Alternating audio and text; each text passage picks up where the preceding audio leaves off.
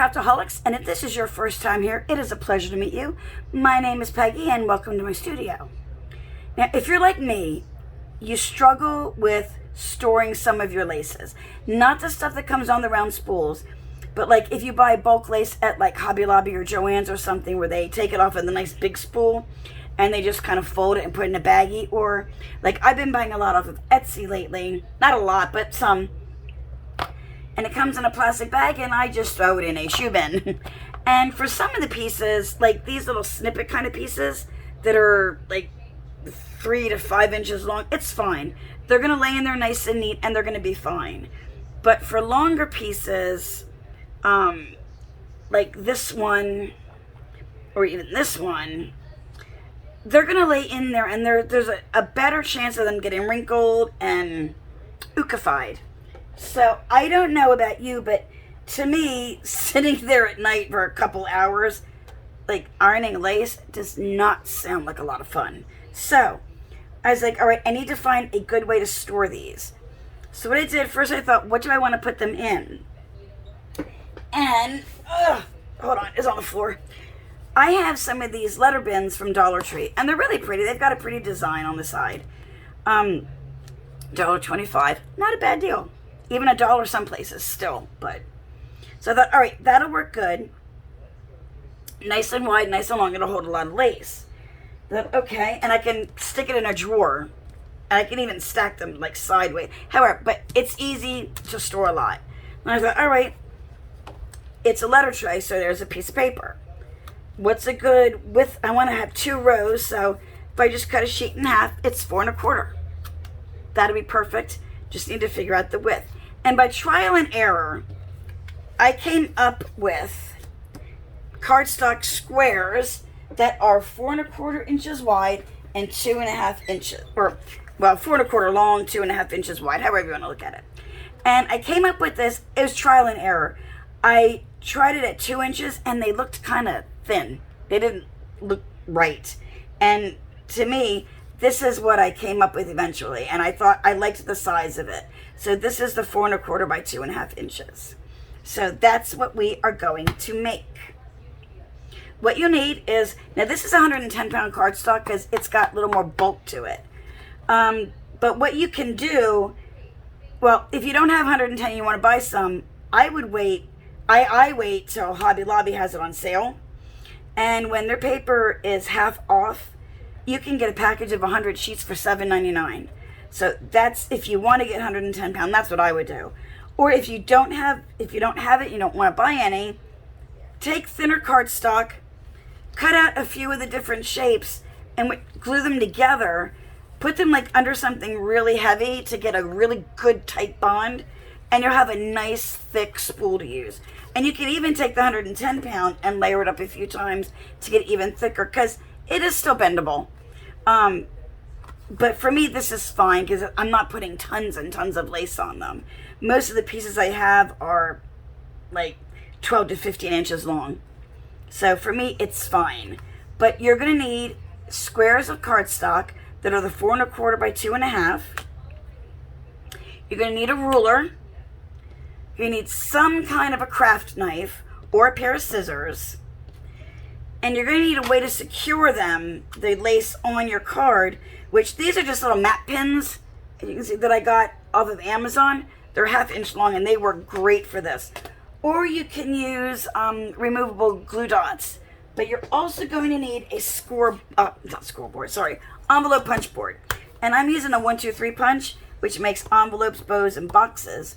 Which I've made envelopes and bows. I've never done boxes. So maybe we'll play with that one day and see what we can make, and then maybe what else we can use it for. That'd be fun. But all you do, take your cardstock, holding it landscape wise, we'll say, so it's longer this way, and put it at the 1 inch. Oh, I need glasses. I can't see what I'm doing. Hold on.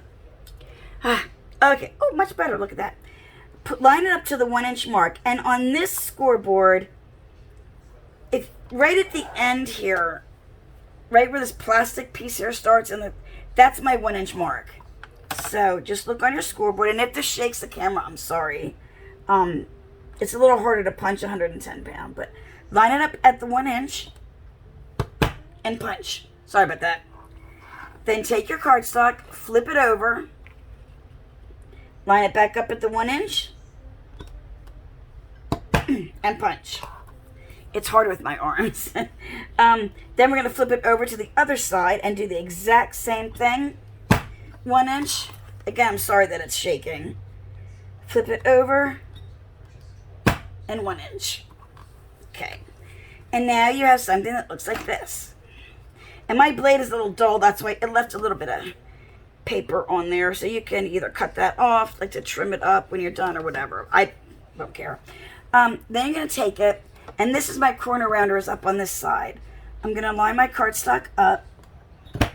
I'm just going to round my corners just to give it a nice finished look. And like I said, also cutting the 110 pound, it's a little bit tougher on this. It's a little cleaner when you do thinner cardstock. But, okay, so now you have this shape. I'm going to put this aside just for a second here. That looks kind of, if you had some lace on or some string on here, it would look like a piece of candy. So what we're going to do, let me move you out of the way a little bit more. I would cut all my pieces like this. Then you're going to take your ruler, and this is a Tim Holtz centering ruler. It has a metal edge on it, which is for cutting against. Take your craft knife, and what you're going to do is at the bottom of the dips here, you're going to line the ruler up right at the bottom of the notches there. And you're left with, it looks like a tab, like a folder tab. Just going to take your craft knife, cut that part off. Turn it around and do the same thing.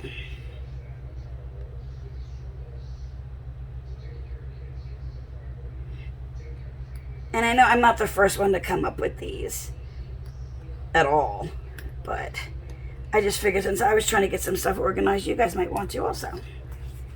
And there is your spool. Very, very simple. Oops, it's stuck on my finger.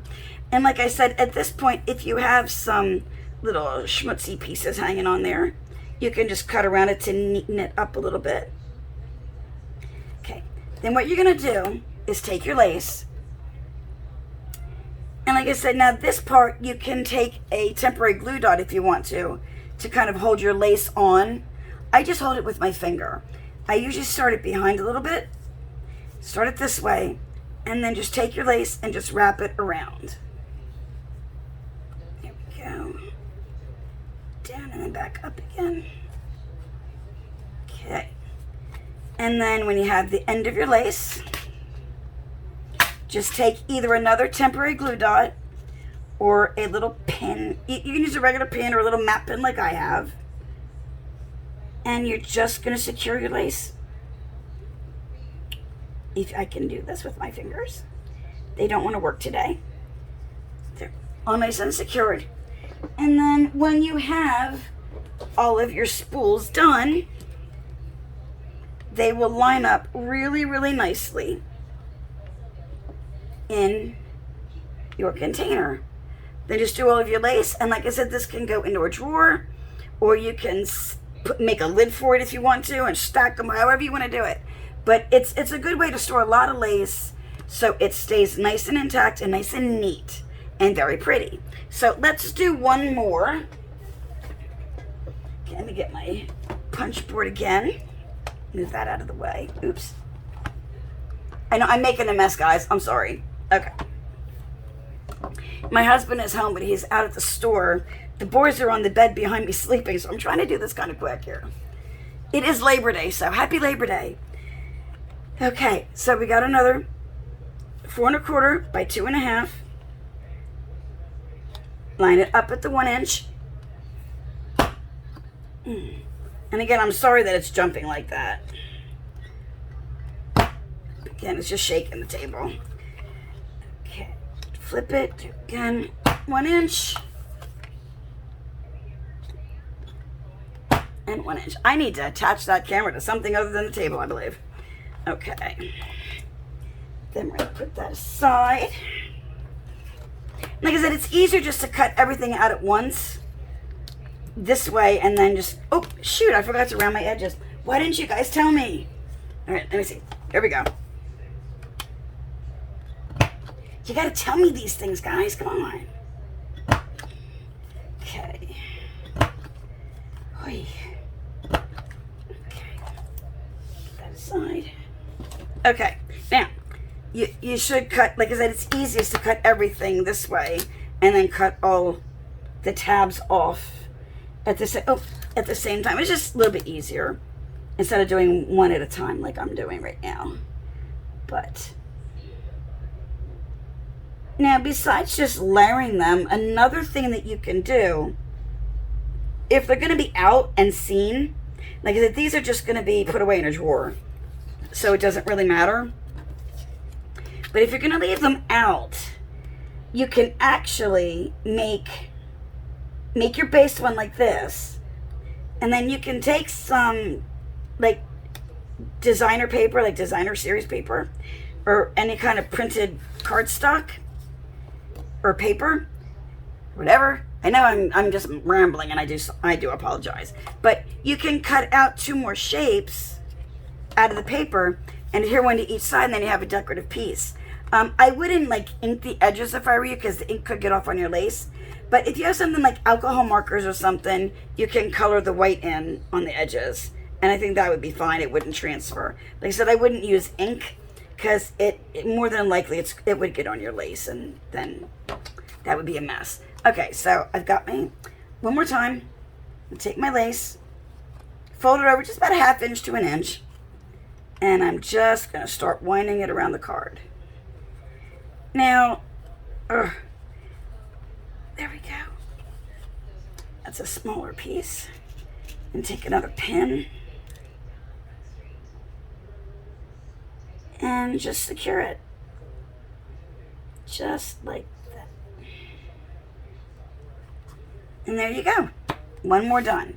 See, they're really quick, really easy, but it's a good way to store something, to store your lace nice and neat. You could even do ribbon this way if you wanted to. Now, I do have some lace that is bigger. Let me see. It's wider, and I did actually make a couple that are longer. Isn't this pretty? Look at that. Isn't that pretty lace? Anyway, to make these, see how this kind of looks kind of silly? That's how the one looked when it was 2 inches wide. It just looked a little off, but whatever. To do this, all I did was I measured the width of my lace, and then I added 1 inch on each side, since we're going into 1 inch to make our cuts. So, like this one is, the lace is like 5 1/4, 5 1/2. So I actually did it at 7, probably about 3/4 inch on each side. And that's how I came up with the width for those. And these are going to be sitting out, so I may actually do decorative, but I have one of these little magazine bins, also from the Dollar Tree. And then these can sit in it this way. And then you just thumb through your lace or trim, whatever it is. But, like I said, really simple, really easy. This is a good basic size, the 4 1/4, 2 1/2. And that's all I got for you today. If you like this video, even with the rambling, please give it a thumbs up, because it really does help YouTube's algorithm find me, and it shares my video with more people. And also, if you're not a subscriber, please subscribe and become one of my craftaholics. And also, please share this with one of your crafty friends. I have a goal of trying to get 1,000 subscribers by the end of the year, so that's 3 more months. And I can only do it with your help. So, again, that's all I have. I hope you have fun making some of these. If you do, go onto my Facebook group and show me some pictures of what you've made. And I guess I will see you in the next one. Bye, guys. Have a good one.